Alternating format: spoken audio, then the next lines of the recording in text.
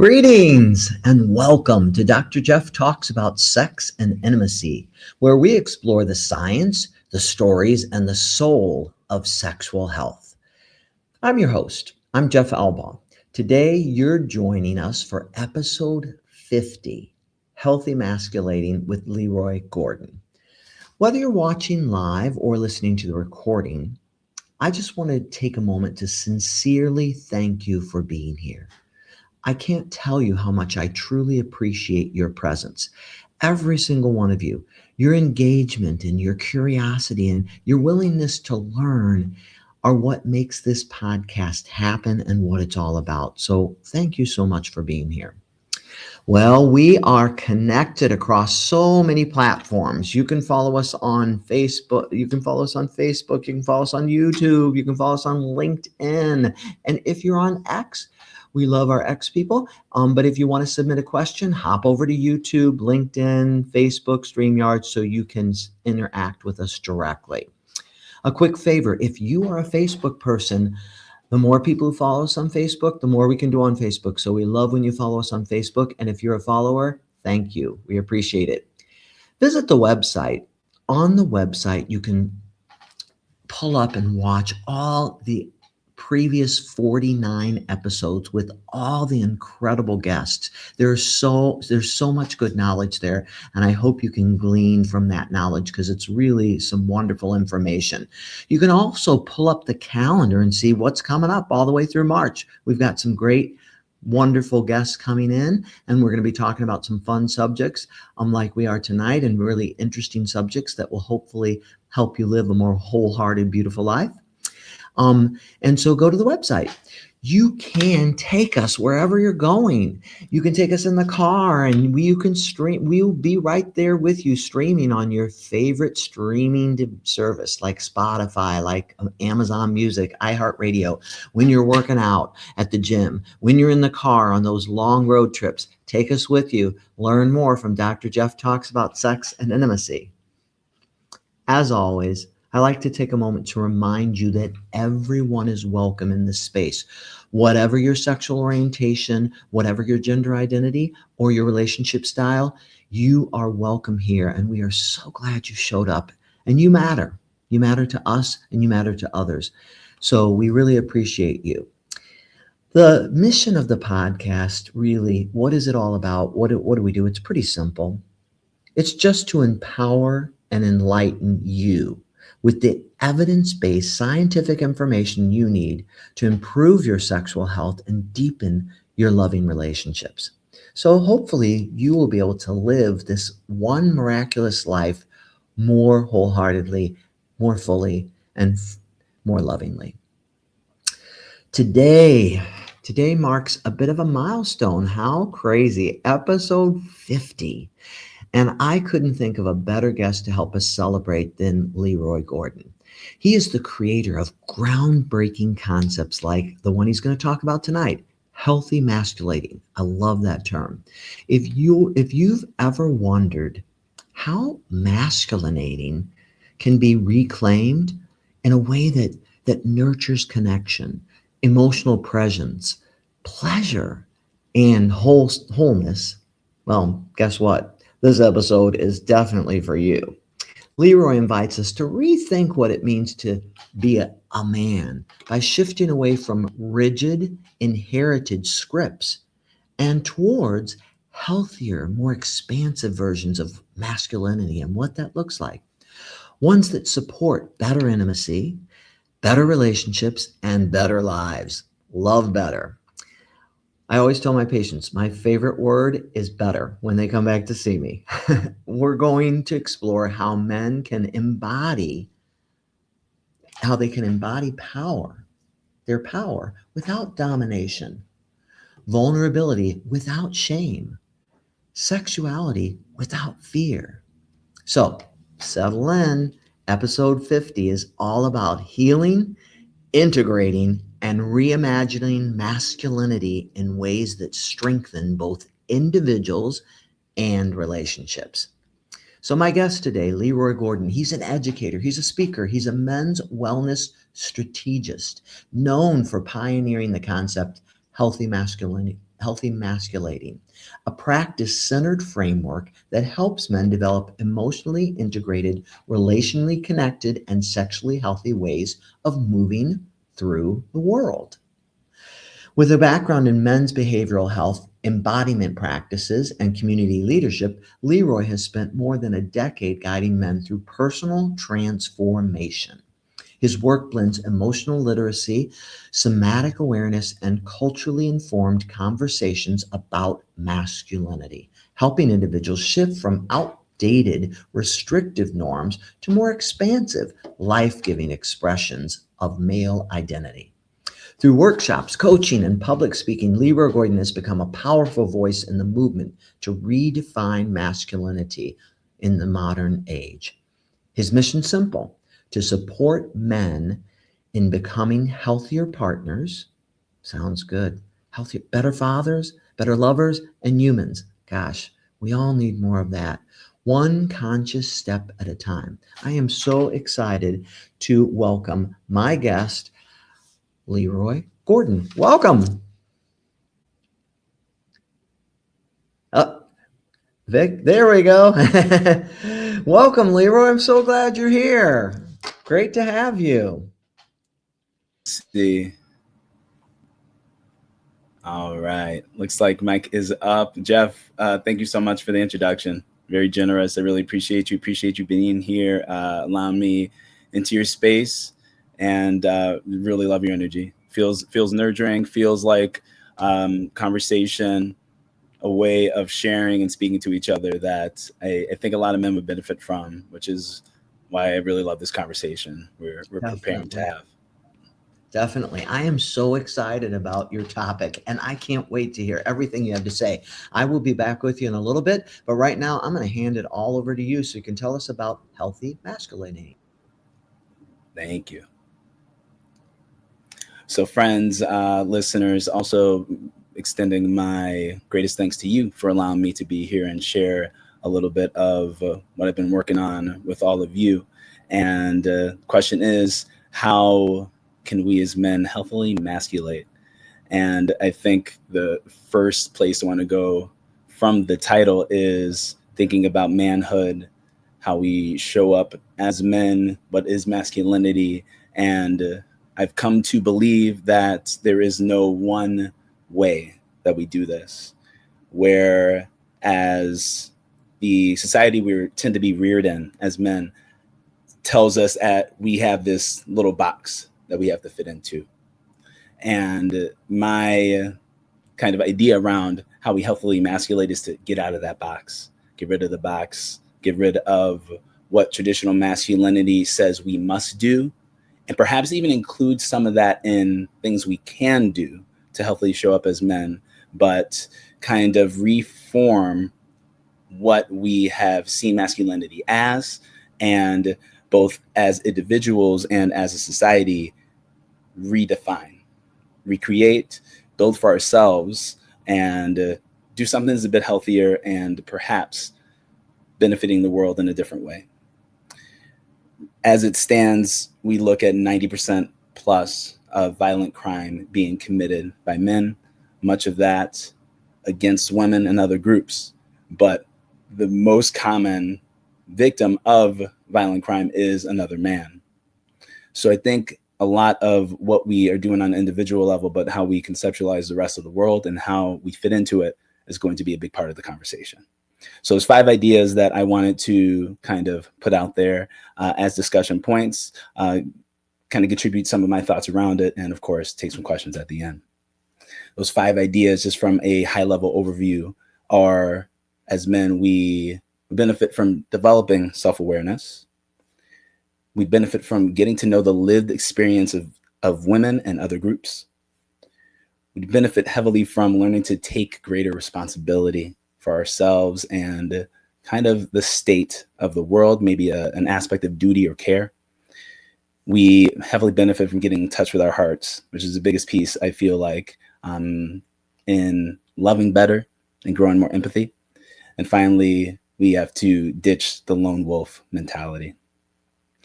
Let's get back to the idea around self-awareness. And I believe that When we're thinking about self-awareness, we're thinking of our ability to receive feedback or criticism. I think we're living in a moment today where there is so much feedback and criticism about masculinity, what it looks like. We've got, I feel like, the birth of a healthier masculine kind of idea, that there are many men riding this wave. They've gotten to the point where they've realized, hey, something's missing, and it's got to do with how I'm expressing myself as a man, and I can do something to change this.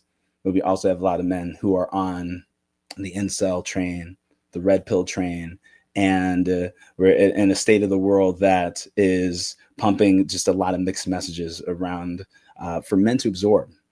And as individuals, we have to take the time to sit with feedback. I think as men, can we listen to the feedback that the world is giving us, and maybe not necessarily take it on with the weight of shame, but take it on as a moment to look at ourselves and see ourselves possibly as in the wrong with how we are treating our masculinity or engaging in masculinity.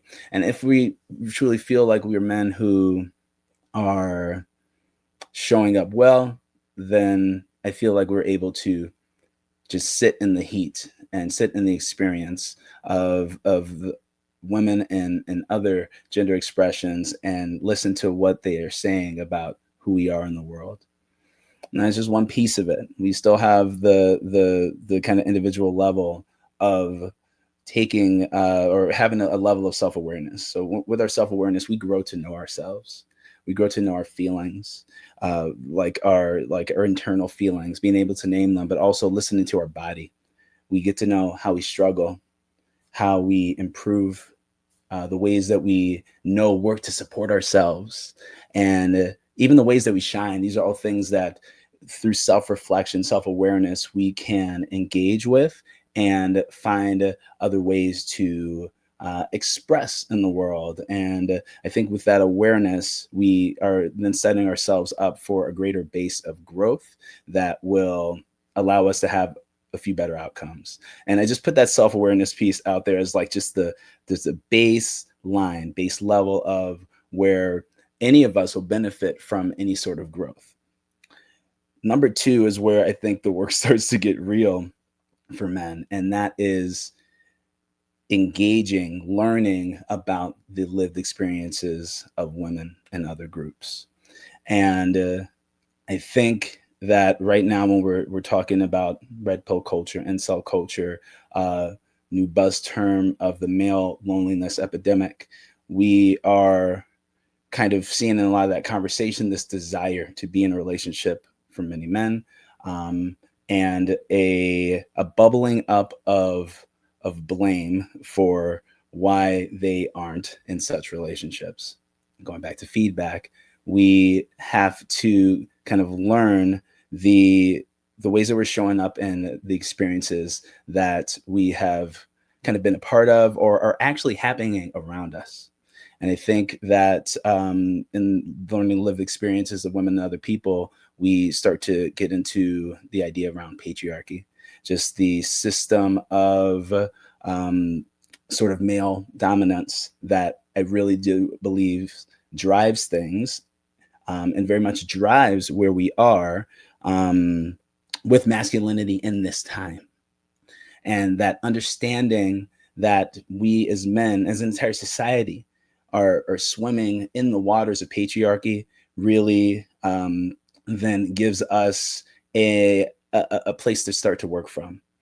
So showing up healthily as a man very much has something to do with how we show up in society, and the women that live next to us, the women we're in relationships with, the women we work with, and knowing these actual real experiences. Like, we have numbers we can look at, right? We have 1 in 3 women experiencing sexual violence in their life, and that number being solid for the last 20 years plus. 1 in 3 women will experience stalking, will experience physical violence from a intimate partner. And these are the kind of environments that we as men are moving in, and often men's understanding of things that happen to women are seen through the lens of what other men are doing. But we as men who want to grow, show up healthily, show up in a way that is loving and caring, must take on the possibility that we benefit from such a society, or that we may or may not be doing anything to change such a society. And I think part of the patriarchy conversation, part of dismantling it, part of us exiting this man box, this limited set of behaviors that we can exhibit, we must sort of get familiar with feminism in a way that does not see it as something oppositional to manhood or healthy masculinity, but a way that is beneficial for not just women, but everyone. Everyone. Feminism is not anti-men, but is anti-sexism. A distinction that Bell Hooks, and I love Bell Hooks because she writes so eloquently about this. And as she does it, she calls men forward, but she is also expressing a great, deep love for men and a belief in their ability to change. And I think in our ability to change, we are taking consideration everyone else with our change. Great thing about dismantling the patriarchy, becoming feminist, is it benefits men as well, as it is the patriarchy that I believe is the source of this rigid set of rules and expectations. And that limited set of rules and expectations is what encourages us to be disconnected. And I'll get back to that a little later, but encourages us to be disconnected. I think it encourages our competition with other men as opposed to a connection with other men. And it encourages an entitlement around women and their lives, their bodies, that I think encourages a mindset that their issues are their issues and that we have nothing to do with it. But as long as we are in this system that mostly benefits us, we must get familiar with it. We must know about it. We must reject it. We must speak up for other women and other gender expressions. And in that, I think we get to show up in the ways that many men want to show up in. And that is in a role of someone who is respected. Perhaps this role, this idea that the more traditional masculinity has around kind of showing up well, right? We want to show up well. And I don't think men are showing up well if we are not taking all other beings into concern. Leading to number 3 is this idea around responsibility. We have in my men's groups is a big piece of the practices are us claiming our space, our work, our kind of life situation as our own to kind of fix, I suppose, our own to improve, our own to kind of take stock of. And one of the challenging pieces of incel culture that I see is, and I think what makes it resonate with a lot of young men who are kind of looking for their path, is there is a lot of blame, right? I don't have a girlfriend, have not had a girlfriend. This must be a problem with women. And then you have the guy who wants to kind of sell you something, perhaps for their benefit, but at the very least pushing a different version, a different idea, and that it is women's fault that you are alone. It is women's fault that you have to live up to such standards, when I simply don't think that part is true. If we take responsibility for our lives, which may not be our fault, right? We're in the patriarchy. We're all kind of reared in this water.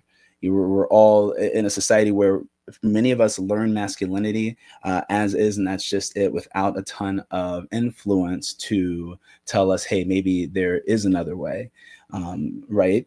We may even have, say, mothers that encourage us to be men who are more involved in patriarchal living, maybe more in alignment with the traditional standard of masculinity, and still it is our life at the end of the day. And I think that one issue with masculinity, and one issue, or at the very least one pathway forward that I've seen, is when men are able to say, hey, actually, yeah, I am able to change this. I am kind of in charge of my life. They feel a bit more confident in being able to do something about it. And to this, in addition to that, more so speaking to the kind of community concern, worldwide concern that comes through with this idea of feminism, is perhaps we can also then take responsibility as men for dismantling the patriarchy. If we look at it as something that is not, hey, that's a lady problem, like maybe you don't hate it, but you don't see any reason to speak up about it. What if part of our mission, part of our reason for being here as men, which I believe in general is, a lot of us are growing to a life that allows us to just be as free as possible. What if it's part of our mission to also ensure that for other people? And I think that there is a level of confidence that comes through with that. And there's also a level of, now we're starting to back to a relationship idea. If you want to be a man who is more dateable, more attractive, now we're talking about someone who I'm seeing a more full picture of, as someone who is not just an individual who is moving towards their own goal and sort of in this patriarchal operation, which requires exploitation of the community, but instead someone who's looking to live and contribute more life to the community and more freedom for those around him. So can we take responsibility for ourselves personally, but also culturally, in trying to evolve what it means to be a man? Fourth point was this idea around getting in touch with your heart. And I think this is where like the work can really start. And I think before moving on from responsibility in full, I think a lot can come up with the idea of, hey, I'm a good man and I do what I should. I treat people well.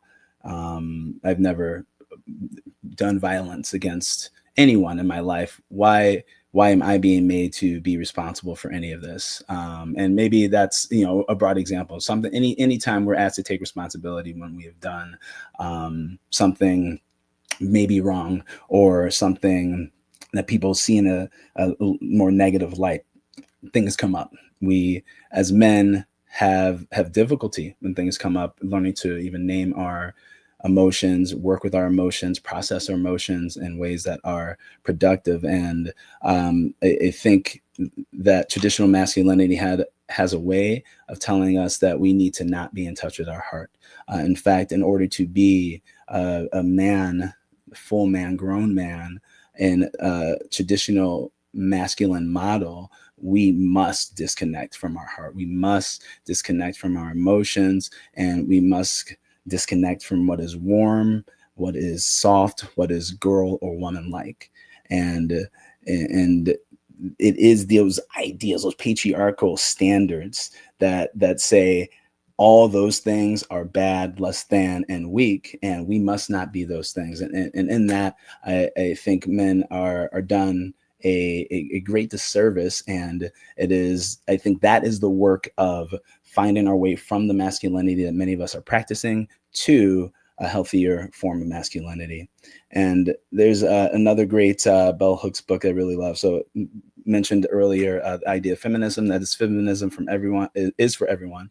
And another book I really love, and I would say if you're a man and you're on your growth journey, The Will to Change is just a great place to start, a great place to learn our impact as men, learn some great ideas that allowed us to kind of engage with this idea of growth, this idea of change, and is confronting, but really approaches it with love.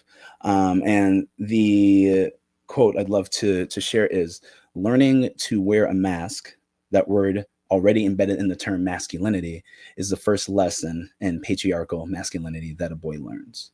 He learns that his core feelings cannot be expressed if they do not conform to the acceptable behaviors sexism defines as male, as to give up the true self in order to realize the patriarchal ideal. Boys learn self-betrayal early and are rewarded for these acts of soul murder. Ooh, soul murder. And I think that, the challenge there, or at least an idea there is something's lost. Something's lost when we are made to kind of disconnect from the heart, and then we're surprised that men and boys, much of the feedback is that we have trouble with care, we have trouble loving, we have trouble showing up, we have trouble in relationships, in intimacy, in closeness, because we were not only possibly not taught it, possibly didn't experience it, but actively told that this might not be it. You might be a certain way if you act like this, and you're certainly not full man, which is seemingly defined by the physical acts being highly favored. Physical strength highly favored. Forget what is happening on the inside. Inside strength, that doesn't mean much as long as you can perform, as long as you can work. Being productive, bringing in the bacon.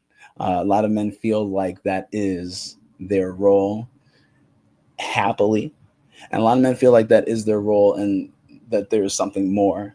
And many men are just in it, autopilot, and maybe not aware that it's meaning something from them. Something's missing from them. And yet we are engaging in all these behaviors. We are being faced with a ton of asks from society to change something, while we are performing what we think is love through providing, through this idea that we are protecting. And often those things are kind of missing the nuance that it needs in 2025. And what we're left with is sort of dehumanization. And in that dehumanization, I think that's where there is this perhaps challenge with identity. And going back to responsibility, while it may be the societal norms that may have put us in this state of dehumanization, it is once again our opportunity to bring ourselves out, to rehumanize ourselves by perhaps like recognizing this as our engagement with masculinity, and then taking that and transforming it, and developing, getting in touch with your heart, developing self-awareness, getting better with taking responsibility.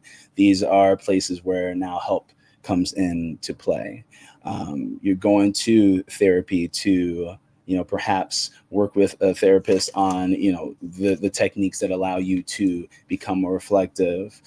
Perhaps you are working, and then not perhaps, you are engaging with your pain, right? The disconnection from our ability to love, care, be warm, be soft, be in touch with those things in favor of hardness, made us also, underneath that hardness is still a soft person, a soft someone, a person who may have been through things. And we've got our rigid model, but we've also got, life that happens, trauma that happens, just like any other, human. Many of us, we don't escape without it. And a big piece of not being soft or warm is not asking for that help. And therapy may be the first place that a lot of men are getting help and engaging with their pain, but it is necessary however we get it done. One thing that I've seen in groups and even personally that really helped in the therapeutic setting was getting in touch with the inner child, the boy within. And I think that a lot of us are hard pressed to not look at our little boy, our inner little boy, and not want to engage with that person. So, it's therapy. It's engaging with your pain, engaging with your inner child, and expressing yourself. I think that, a lot of men, I'm definitely one of them, who took an athletic path. And if I knew I could and it was okay, I definitely would have went dancer, right?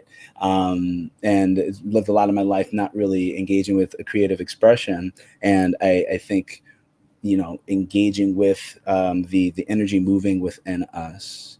A lot of that that can be our emotion. That is something that may want to come out and be expressed. And a lot of men are expressing what's inside of them without a healthy outlet, without a consistent outlet.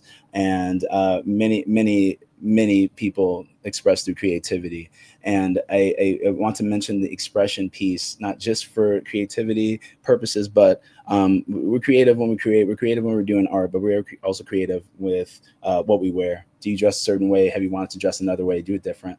You want to paint your nails, check that out a little bit, do a little bit of that.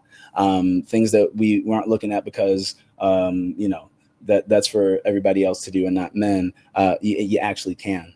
You can actually make those rules for yourself. And I think in that expression, what feels like weight, what feels like armor, what feels like constriction, with help, with looking inside, with expressing yourself more fully, more as you want to, there is access to a bit more warmth. There is access to what we close off when we disconnect to our hearts. And I think a big piece of what's closed off is empathy.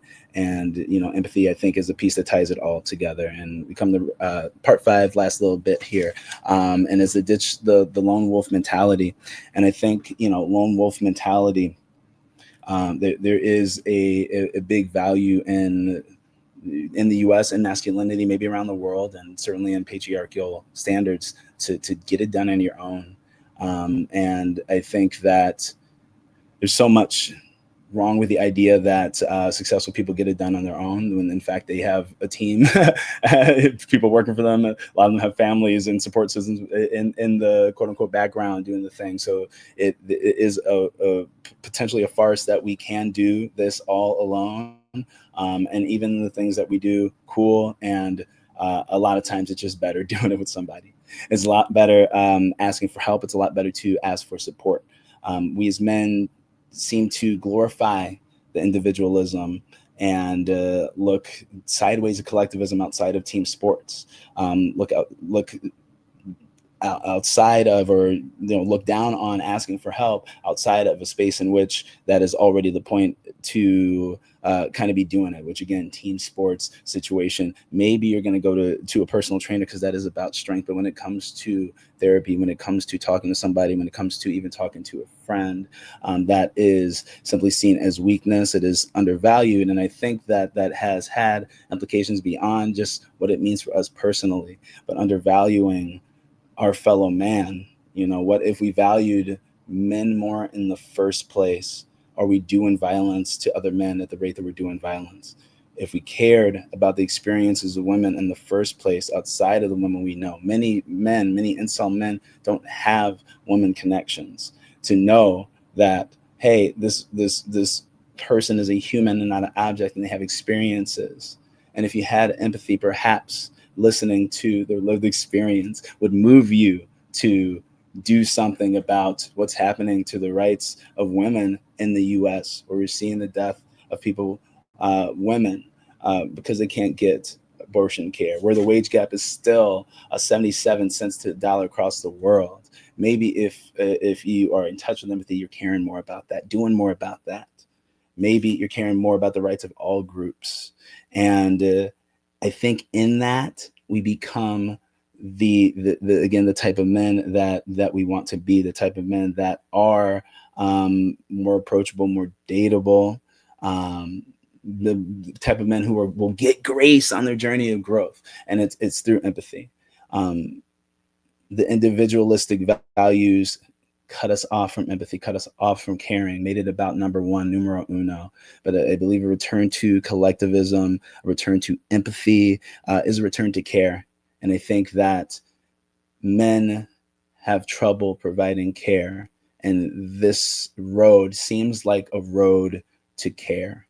And I truly find that lots of men, they're asking this question about how to healthily masculate and think that it is a solution that's going to be in the gym. It's a solution that's going to be tougher. It's a solution that's going to have them make more money. But I truly believe the quick answer is to care not from your wounds, but from the best part of yourself that you can find, from a space of love that you want to extend to all humans, and be willing to listen, be willing to change, and know that that is also showing up in a caring way and a loving way that will allow women to look at you, or whoever you want to date, to look at you and say, hey, this person values growth.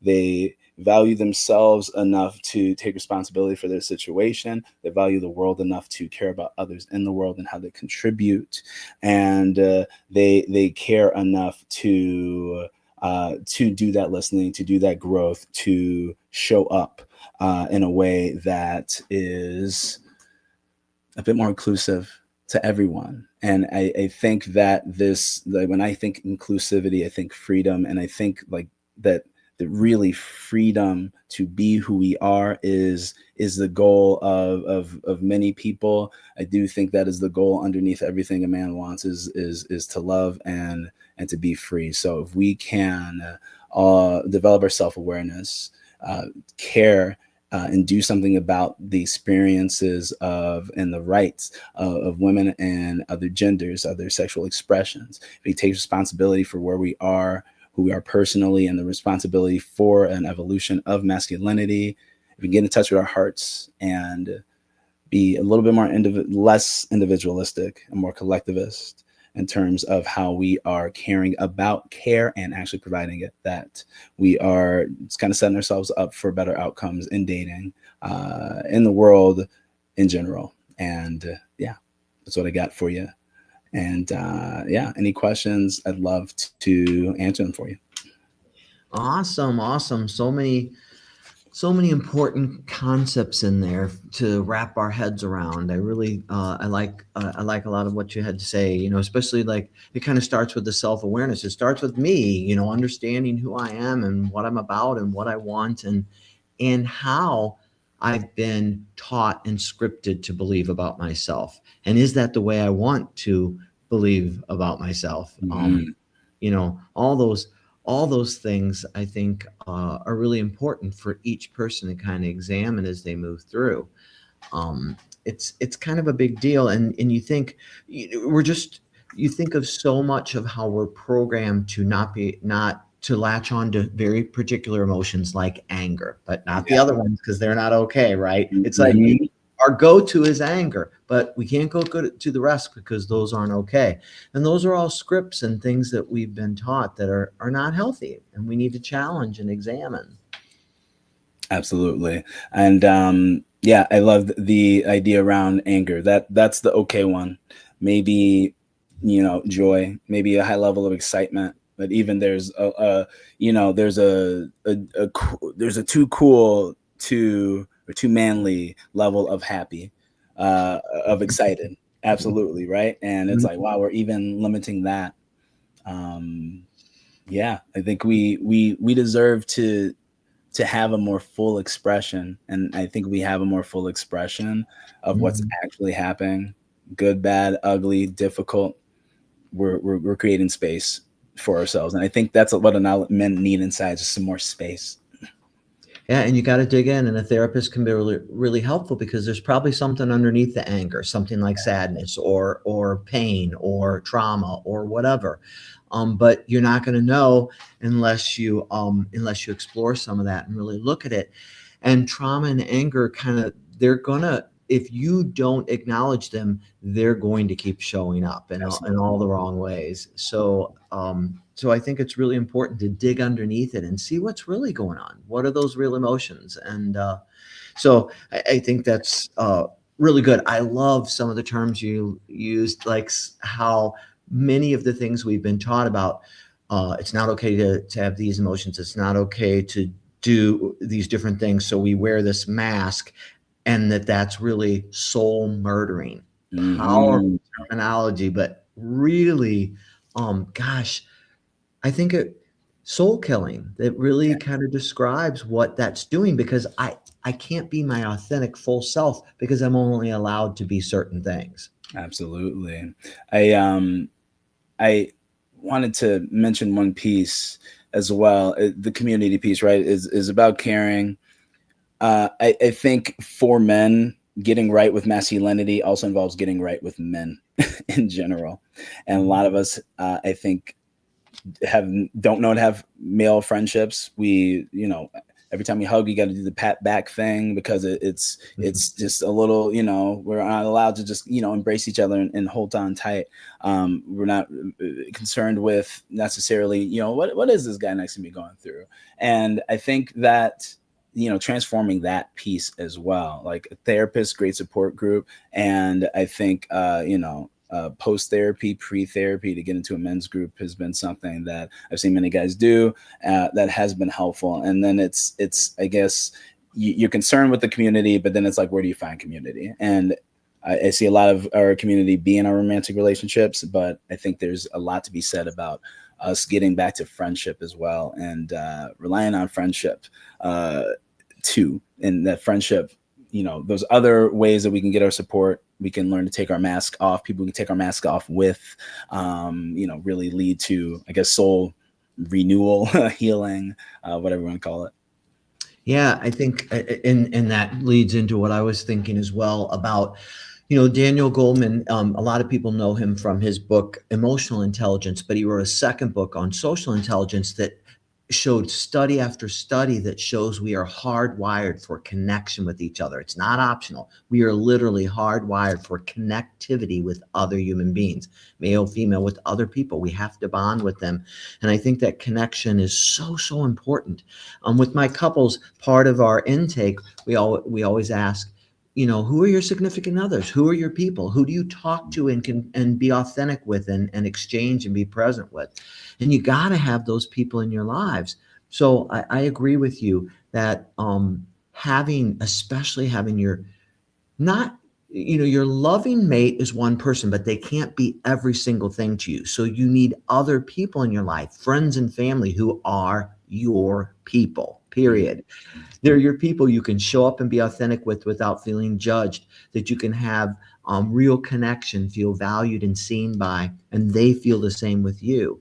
So I think that's so important. And I really like that you emphasize that point, in addition to the work you need to do on yourself, connecting with others. Because our go-to is, I don't need anybody. I got this. I can do this all myself, even with our partner. I got this. I got this. Absolutely. And I think, that is part of the work. That's part of the work on yourself. And the piece of it being, work doesn't have to be called work, but it's not necessarily easy to do. There are comfort zones that we have to step out of. We can't expect friendship to fall into our laps like it did if we were, doing classic school, just become the friends with the people around you. But a lot of us aren't around people outside of work, perhaps a gym where we then put our headphones in and then don't go talk to anyone. So there's a level of finding the spaces, appropriate spaces where people are looking to connect, and knowing that takes a little more work than it used to earlier in our lives as individuals. But overall, when maybe society is becoming a bit more disconnected because of devices, ease of communication through other means, all the things, we got to put a bit more effort in finding those other spaces where we can find that, not just for the sake of support, but we just want people in our lives because it enriches for fun, and they will often become supports. Yeah. And they so do exist. They're out there. They're in churches. They're in communities. They're in barbershops. They're all over the place. You do have to look and you do have to get into them. But we're doing an episode coming up, I'm super excited about in the new year, called Put Down Your Phone and Pick Up Your Life and Your Relationship. So can you unplug? Can you look around you? Can you listen? Can you acknowledge the people around you? Because it's around you, it's there. But Yes. nothing will ever substitute for human to human true interaction. Mhm. Not through a video screen, not through whatever, but eye to eye contact builds up dopamine. It causes a lot of different chemical reactions and synergy. So I think it's super important. And I love all the ideas and things you say around that. So it's really good. We got some good questions here. The first one is, I grew up with very rigid messages about what it means to be a man. Don't cry, don't need, don't depend. How do men begin to unlearn those messages without feeling like they're losing their identity? I think that in the asking of the question, I assume there perhaps is a level of awareness to the rigid structure perhaps not working, and what being in touch with what about it isn't working for you.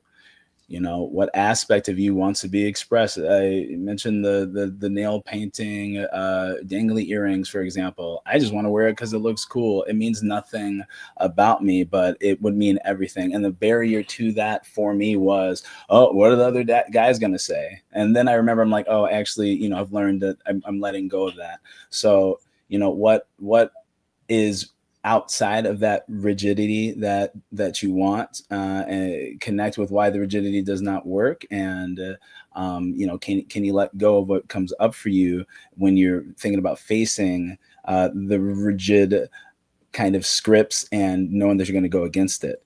And in terms of losing identity, I would then kind of invite you to think about, what are aspects of your identity that are inherently man or masculine individual, and can that just be inherently you, inherently the type of human you are? Can you perhaps, being a man, being masculine, having some qualities, I think there's very important to be connected with that. But I think if we take a lot of those things and know that the cost of us feeling like a man or manly is the cost of us wanting to step outside that box, wanting to step outside of that rigidity. And over here, it might be more of us.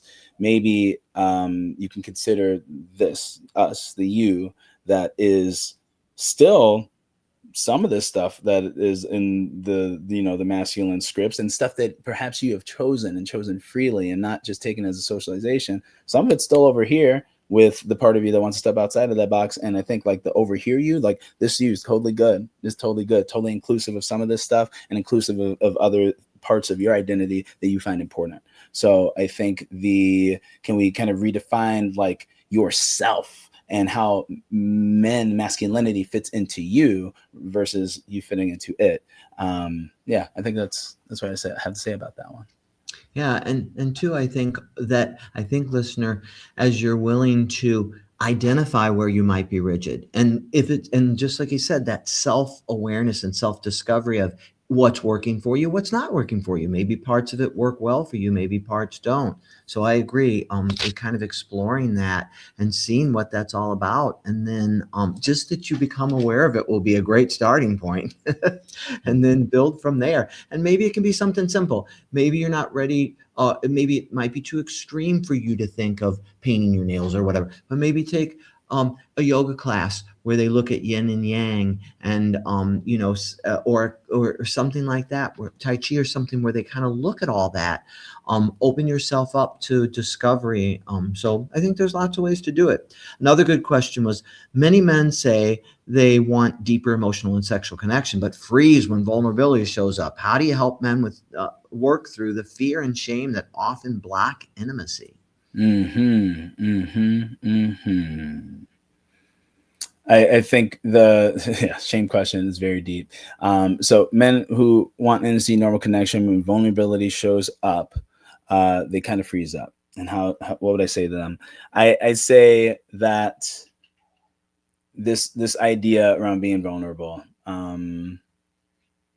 let's even pull it back. The idea of being in a relationship, like what is the value of that to you? And this is to the man in question, if not to be to be known and to know this other person. And I think that's where vulnerability comes in. And I think men are going to have a lot of trouble with vulnerability, with shame, because the socialization, the patriarchy is driven by shame. You have to be this way, and if you're not this way, feel bad about it, and you're less of a man, or just be less of a man and don't feel bad about it, I guess. But it's driven by shame. So we come up against shame often, and I think we have to turn away from it often. And now I'm in shame with this person I love, who I also want me, if I'm, under the traditional masculine script, to see me as strong. And when you're asking me to be vulnerable, asking to show these deeper sides of myself, maybe parts that I don't let many people see, maybe I haven't let anyone see, is very scary. I think that the most important thing we can do right there, and if I'm doing this with a man on my men's group, is just to remind them that this information, this part of themselves that they're sharing with me, is for here. It's for now. It's for me to support them. I'm sitting, listening, in love, not in judgment. And I think this fear of judgment, this fear of being seen as less than, is something that we're taking care of. And I think it's a big question, because I don't think it's a one-time sit, a one-time conversation, a one-time fix, but to be a supportive partner, to say maybe what like inherently, maybe that, if I'm showing up, I want to be known. I'm assuming this person is going to use this information against me. I'm assuming this person does not see me as different, as less than, as weak. I think a man, who struggles in this might need that reaffirmation, may need those reminders. And as a man, like, if you're listening to this and you struggle with vulnerability, assume the best of people, and trust the right people. But those are another conversation. But I think we, in that reaffirmation, that no judgment is here. If you truly love this person, want to support this person, no judgment's here. I love you. I trust you. I want to know you, and nothing you can say in this moment is going to change how I feel about you. Where we can fit those things in, I think, is where we can support men in vulnerability. Yeah, great. And, I would also recommend, listener, that you look at Brene Brown's work, because she is a shame researcher and she's done all the great work on vulnerability and shame. And I found her books, like The Gifts of Imperfection, and some of her work, to be life-changing, because I think they can really be helpful in helping you deal with, we all have shame. We all want intimacy desperately, but we're so afraid of the vulnerability that comes with that intimacy. But the only path to those things, like creativity and love and intimacy, is vulnerability. There's no other way to get there. So I would point you to some of her work, because she is a shame researcher, literally, and has a lot of good work to give us on that. Gosh, there's so much good information, and we could talk all evening about it, because there's so many cool things going on with it. But I'm going to move to a closing centering exercise, and then I'll come back to you and we will close out the episode. So as we do each time, I would like to go to that space. As we begin to close today's conversation, I invite you to take a moment to settle into yourself, your miraculous self, into your breath, into your body, into presence, truly being here. If you're able, place both your feet flat on the ground. Let your hands rest gently on your thighs or at your side, wherever it's comfortable. And then remember, we love to breathe on Dr. Jeff Talks About Sex and Intimacy. Breath work is powerful. Take a deep breath in your nose and slowly exhale through your mouth. Continue that pattern of deep breath in your nose, slowly exhaling through your mouth. Ooh, allow your shoulders to drop. You feel that tension in there? Let them drop. As you exhale, let your jaw soften. All that tightness in there, let it go. Let your abdomen and belly release. Your pelvic floor, let go of all that tension. Your lower back, let it go as you exhale. Yes. Now bring your awareness to your chest, the center of your emotional self. and to your pelvis, the center of your sexual self. Now imagine a gentle line of connection between the two. Your center emotional self and your pelvic sexual self. Breath flowing, energy flowing. You fully connected to your whole self. As you exhale each time, you can say aloud or silent to yourself the following.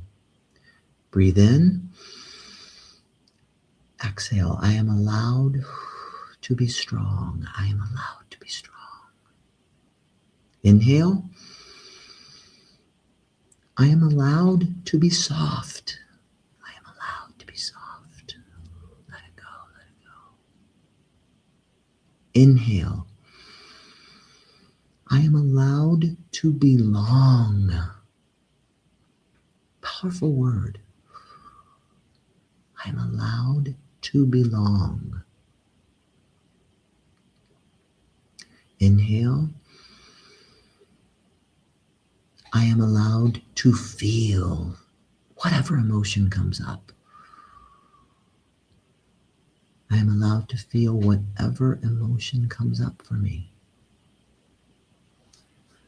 With each breath, feel yourself grounding into a version of masculinity that is authentic, but flexible, that's compassionate, a compassionate masculinity, a loving and healthy masculinity. Take one last deep breath in and slowly release it. And then when you're ready, gently open your eyes, return to your space. You are here. You are whole. And you are worthy of love and being loved. Well, Vic, can you show them what's up next week on Dr. Jeff Talks About Sex and Intimacy? Dr. Jeff sits down with nationally recognized sexual health and reproductive medicine expert Elise Forsnight. She will explore what it truly means for women to reclaim their pleasure, agency, and sexual voice, unapologetically and without shame. Elise will unpack the cultural narratives that have long silenced women's erotic expression and discuss how science, embodiment, and honest conversation can pave the way back to confidence and connection. Join us on December 23rd at 7 p.m. Central Time to learn more.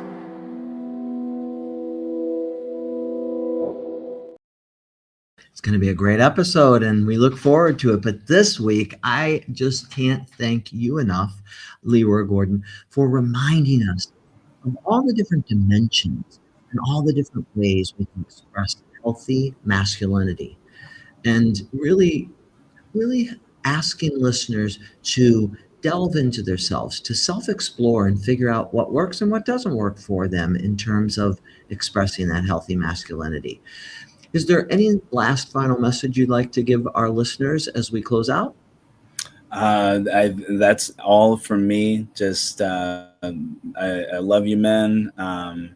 The challenge to you is to just redefine this thing. Be who you want to be. Care about everyone in the world, and show up. Be free. Be you, and even in the face of all the challenges that we're facing right now, it's all for your benefit and for you to be who you want to be. I so agree. And listeners, I just want to remind you, the unique, beautiful soul that you are is exactly what you should be. And it is enough, and it is marvelous. Make no mistake about it. And don't let anyone else define who you are. And be the very best version of you that you can be. I know you can do that. You are why we are here every week, and we thank you for tuning in. And my hope and prayer for you is that you will become the very best you that you can be. Thank you for being here, and goodbye. Who's Dr.